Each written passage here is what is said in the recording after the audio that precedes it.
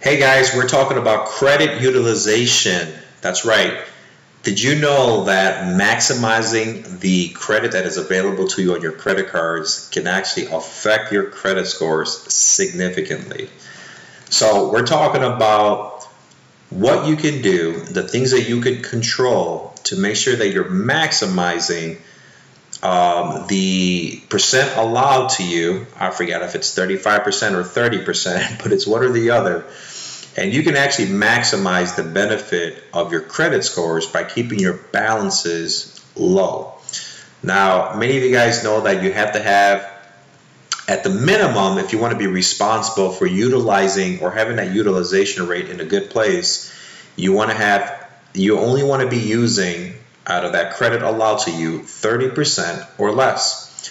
So that means that if you have a credit card and there's a $1,000 credit limit, you only want to use $300. That'll keep you at 30%.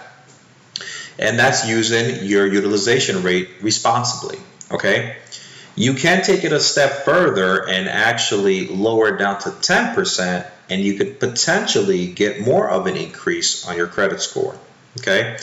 Now, one of the questions that comes up all the time is a lot of people will ask me, should they keep a balance on their credit card, like $5, or should they pay it to zero so that they can try to maximize every single point that they can get?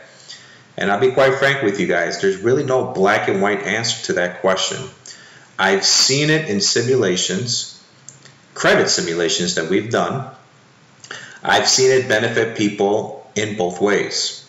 I've simulated one circumstance where I left a balance and it actually helped them get more of a score increase, not by much. You're talking about 10 points, 8 points, right? I've seen people actually benefit more in leaving a balance as opposed to paying it in zero. And then I've seen other circumstances where people pay it to zero and actually help them more than keeping a balance on it. And so there's really no black and white answer that I can give you. I think that when it's all said and done, it doesn't hurt to leave a $5 balance on it, right? I mean, there's not so much interest that can be collected on a $5 balance, even if you have a 20% interest rate. So leave a small balance on it at the very worst, but just so you know, there's no black and white answer to it. Now, if you have multiple cards, if you have 3 credit cards, let's say, and you understand the concept of keeping your credit card balances low, well, then you run into a whole different kind of circumstance, because you have credit limits on each card. Let's say each card is $1,000, so you have $3,000 of credit limit available to you, and then you have balances on each one. And so the question becomes, in order for you to get the most credit score points, do you just pay down one card down to 30% or less? Or do you pay down all 3 credit cards 30% or less? Now, the best answer is to have all 3 cards at 30% or less. But what you do need to know that there is a priority of which card to pay down first that will benefit you the most in credit score points, okay? So if I have a secured credit card, if I have a Capital One card and a Discover card, it's a possibility that the one card that will yield me the most points is, in this example, Capital One. Now, the other 2, if we were to pay them down, they can also help my credit scores. They just probably won't help it as significantly as Capital One in this example, okay?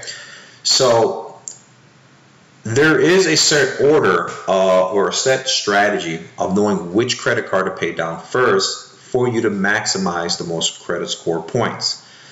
Now, I want you to keep in mind, I'm not talking about the best strategic way of eliminating debt. That's a whole different kind of conversation. I'm talking about getting your credit score and maximizing it to the fullest, okay? So there's a lot of credit monitoring services that are out there that do not provide you this option of itemizing which card to pay first. There's some that will tell you, they'll simulate an action and tell you what happens if you pay down your credit card balance and what will happen to your scores, but it doesn't specify which account. And I don't know all the accounts that are out there, all these credit monitoring services that are out there, I should say. But one of the ones that we tend to use in our credit repair company is something called Smart Credit. Smart Credit actually gives you an itemized list of all your credit cards that you can actually simulate what happens if you want to use $1,000 to pay down debt. It will tell you which of the 3 cards you may have and which one to prioritize first based on the type of points you can get for paying down that credit card first.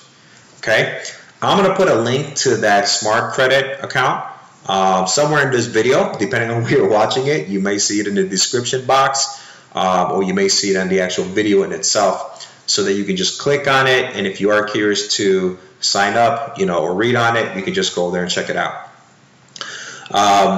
Now, if you guys notice, is that when you hear me talking about impacting your credit scores in a positive way, I haven't really touched on student loans, car notes, things of that nature. And the reason why is because the credit card is actually the one that weighs in the most in helping your credit score. Okay, so the credit card is considered a revolving account, where a car note is considered an installment account. The difference between the two is that if you pay down the installment loan and you paid it to 0, do you guys know what happens to that account? I'll give you a quick second to think about it. Think? You ready? All right, what happens to that specific account is that the creditor will close the account because you've paid it in full, and then they close it, right? With a revolving credit card, if you pay it to 0, what happens? You're right, it stays open. The account stays open still so that you can continue using it. And for that simple concept of you being able to use it, that's why there's much more of an impact on your credit scores on revolving accounts. Because if you watch one of our previous videos, I talk a lot about the algorithm and how these scores are calculated. And when the algorithm weighs in on accounts on your credit report, it knows that revolving accounts that you're consistently paying on time, it knows that that's the type of account that even if you paid it to 0, they know they still can measure your future behavior on that specific account because it stays open and it doesn't close. Okay, so keep that in mind, because a lot of times I've ran into different files that I've seen where maybe somebody will have a few collections or whatnot, and they'll have an auto loan and maybe a few student loans, but they have no credit cards. And they do establish a score, but they can actually even help their score even more if they get a credit card. Because what happens is that when that credit card pops up on their credit report, the algorithm, computers, if we want to call it that, they pick up on the fact that you have a new revolving account on your credit report, and you will see your credit scores skyrocket. And I don't want to promise you anything because, again, as you guys already know, credit is such a crazy process, and what works and what doesn't work. But in most cases, if you're in that type of situation where you have no credit card, getting a credit card is going to help, simply for the simple fact that it's considered a revolving account, and the computers and the algorithms can measure your future behavior on that account in terms of how you pay on time and also how you utilize the credit limit available to you. I hope this video was helpful for you guys, and as I always end my videos, make sure that you show us some love. We're starting this out, this podcast. I'm just throwing some good information out there for people. And whether it's a comment, a share, or just a like, hey, we accept it all. We're starting out and we want to blow this thing up. If you guys have any questions, let us know. and we'll be more than happy to help. See you on the next video.